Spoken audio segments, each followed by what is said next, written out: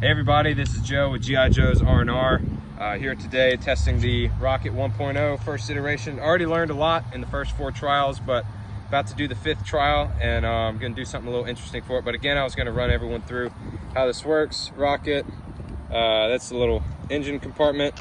The fins screw on the back. That was the CO2 cartridge you saw in there. Tip screws on the front. Hopefully later I will design a tip that carries some sort of Mach explosive for airsoft, not actual explosive. Here's the rocket launcher. There's a trigger mechanism which I haven't got to stay in there. That's a design flaw. I'm planning on fixing that. And this is the action, pulls back and eventually gets locked into the trigger. And all right, yeah, so I'm gonna pull it back. It's kind of finicky to lock in there.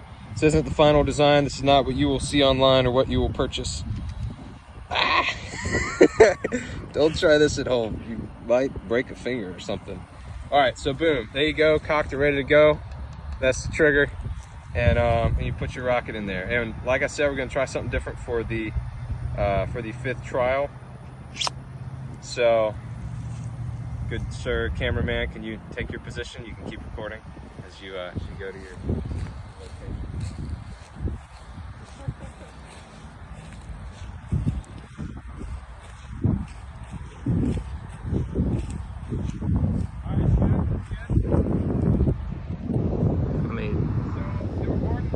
Yep.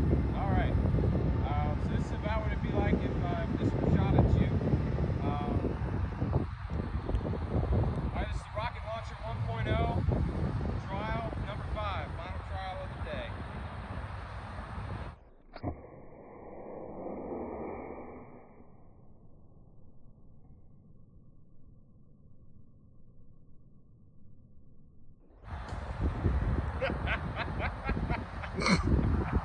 Cool.